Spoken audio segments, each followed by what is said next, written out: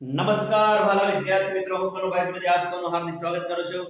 વિદ્યાર્થી મિત્રો, આજે આપણે પ્રકરણ 8 ત્રિકોણમિતિનો પરિચય એનો ઉદાહરણ 9 શીખીશું. અને જો વિદ્યાર્થી મિત્રો તમે મારી ચેનલ ઉપર નવા હોય તો ચેનલને સબસ્ક્રાઇબ કરી દેજો.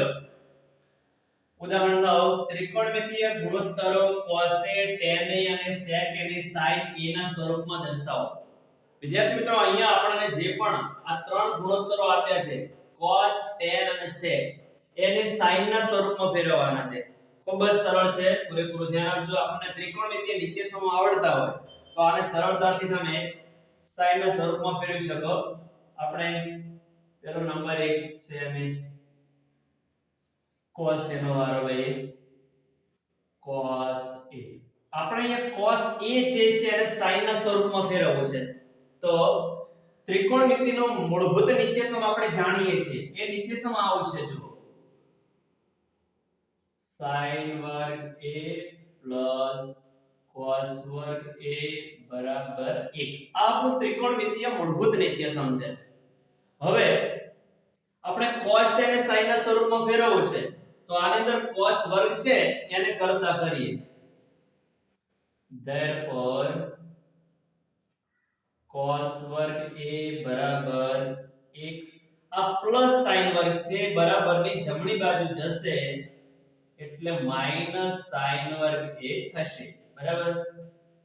therefore બંને બાજુ હવે વર્ગમૂળ લઈ લઈએ તો અહીંયા વર્ગ છે દૂર થશે.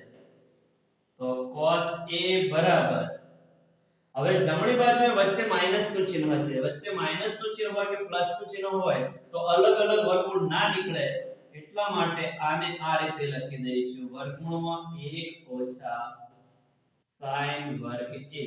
તો આ થઈ ગયા cos ને આપણે sin માં ફેરવી દીધા છે. બરાબર. એટલે cos નું કામ પૂરું. હવે tan A ની વાત કરીએ. tan A છે અને sin ના સ્વરૂપમાં ફેરવવા છે. જેમ cos ને sin માં ફેરવ્યા એ જ રીતે. તો એ પણ એકદમ સરળ છે. આપણે એક ત્રિકોણમિતિય સંબંધ જાણીએ છીએ. tan A બરાબર, આપણને ખબર છે tan A બરાબર અંશની અંદર શું આવે? sin A અને છેદની અંદર આવે cos A. બરાબર છે. બરાબર નીચે બરાબર કરી દઈએ. તો અહીંયા sin તો ઓલરેડી છે જ, તો sin માં કશું કરવાનું નથી. sin A જે છે એમને એમ જ લખી દઈશું. હવે અહીંયા બરાબર કરી 1 મિનિટ છેદ સીધો લખી દઈએ. cos A બરાબર આપણી પાસે મેળવેલા જ પડે છે, તો sin A ના છેદમાં અહીંયા લખી દઈશું 1 માઈનસ sin વર્ગ A. તો tan પણ sin અને નીચે વર્ગમૂળ 1 માઈનસ sin વર્ગ A દ્વારા આપણે sin માં ફેરવી દીધા. બરાબર. અને હવે sec A નો વારો લઈએ.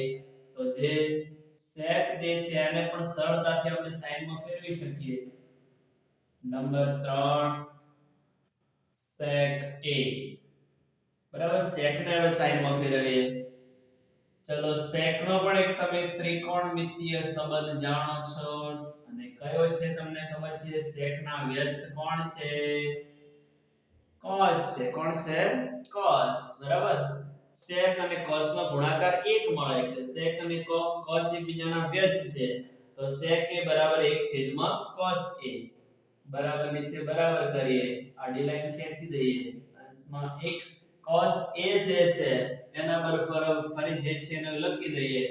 અહીંયા વર્ગમૂળમાં 1 માઈનસ sin વર્ગ A. બરાબર છે. તો આ રીતે દરેકને cos ને તમે sin માં ફેરવી દીધા, tan ને પણ sin માં ફેરવી દીધા અને sec ને પણ sin માં ફેરવી દીધા. તો આ રીતે સરળતાથી તમે આ જે ગુણોત્તરો છે sin ના સ્વરૂપ અથવા બીજા કોઈમાં આપ્યા હોય તો તમે ફેરવી શકો. વિદ્યાર્થી મિત્રો, સ્વાધ્યાય 8.3 જે છે એનો પહેલો દાખલો આ ઉદાહરણ 1 જેવો છે. બરાબર છે. તો એને પણ જોઈને શીખવાનો કરજો.